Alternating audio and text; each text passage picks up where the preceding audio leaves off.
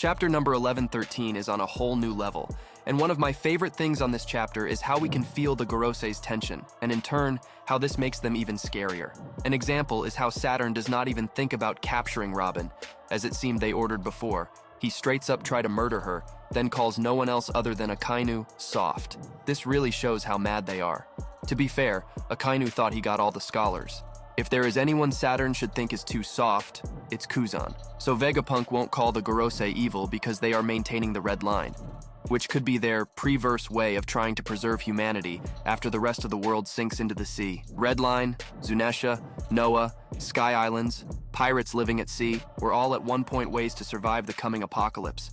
Maybe what celestial dragons wear is more meant as a dive suit than a spacesuit. Rayleigh did say that they know the true history of the world and what happened during Void Century. Heck, he outright says, "Perhaps we, as well as O'Hara, were too impatient. If I were to tell you the entire history right here and now, it's not like you could do anything the way you are now. After you have taken your time to see the world, the conclusion you'll reach might be different from what we found." It makes perfect sense he would be talking about this specifically. Luffy's crew couldn't do anything about entire worlds sinking in the seas at a time. Roger, however, could inspire a whole generation to follow in his footsteps, giving people a chance. Seems like it.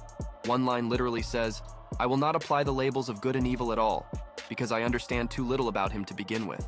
It could be a misdirection, but considering he right before says that their intent might not be evil, and it's clearly speaking about whoever killed him. That's Emu all right, just not said aloud. This chapter was absolutely nuts. Oda puts out a banger as he comes back from the void, RIP Vega Chad. What an absolute legend. I guess global warming is real, and fishmen, Arlong and Horty, be like works fine for us. Also sky and moon people. We've had all these hints but never put two and two together. 1. There's a Noah's Ark in Fishman Island. 2. The water level rising in Water 7. 3. Wano's geography and them not wanting to open the borders. 4. The celestial dragon living at the highest place and getting rid of the Lunarian.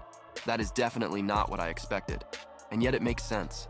Old Wano being flooded, and new Wano being walled up so it could rise up higher in the sky. The Ark in Fishman Island. Who is it for? Who is the him Vegapunk is referring to? I know everything thinks it's Emu, but what if it's Joy Boy Nika? Above good and evil, the god of liberation. A world underwater would mean a world without devil fruits. That can't be a coincidence. I have no idea what's happening, and it's intriguing.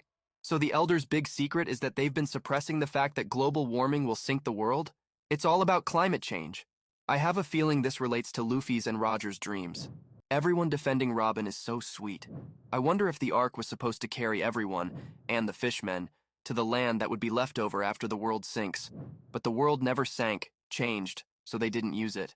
I also thought that the him could be Joy Boy. Maybe the great sin he created was trying to sink the world. But I wonder why. Inuarashi and Nekomamushi also live on top of Zunesha. Wano, who's been closed off for centuries, is at the top of the mountain. I'd say Shanks befriended the giants to escape to the Atom Tree, but him and Buggy don't know the real truth unless it was spoiled to Shanks. This could be the truth Momo read in his dad's diary, that the world will flood and he doesn't believe Wano should open its borders yet, because the water would all go away and they'd be stranded on this mountain island. And they'll open when the rest of the world floods to their height and house the world's people from Noah, and the fishmen can live in Old Wano. This chapter prompted two theories from me. The more serious of the two is Joy Boy may have been the reason for the rising sea levels, and this is the sin he and those associated with him, such as Zunesha, bear. The much less serious theory is there's a giant stopper plug at Laugh-Tale that was placed there by the previous Joy Boy that is the cause of the rising sea levels, and only an awakened user of the Nika fruit can remove it. Also, it would be the supreme irony if, for everything the five elders did to try and stop this message for fear of what it would say, they didn't know about any of it either. The encounters with the elders are only going to get more chaotic. I just know it. Venus is already at the escape point. Luffy is pulling Warcury and Jupiter with him as he runs, and Nami and Zoro are probably going to pull down Saturn as he goes for Robin, and Mars, searching for the transponder snail, when they exit the laser shield. They'd better hope they can all get out fast the instant everyone is at the escape point.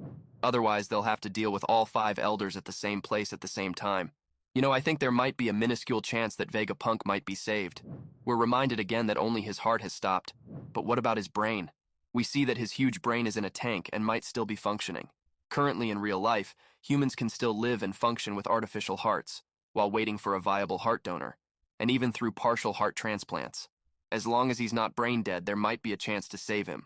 We know that he split his brain and the majority of his head is in a tank, as we just saw in this chapter. Can't remember if they explained it. We'll need to reread this arc to confirm, but Vegapunk was still able to properly function even without most or all of his brain attached to his body. Basically, it's a cardiac versus brain death theory, since medically brain dead is final with no chance of recovery. A family friend of mine suffered a heart attack, and while the doctors were able to save his heart, he was brain dead, which is what led me to this thought. I know there's loopholes to this theory, and I could most definitely be wrong, but it would be an interesting development, especially since they kept reminding us that his heart stopped, the other Vegapunks being a physical reminder that his brain head is separated, and how it's somewhat preserved in a tank as seen from this chapter.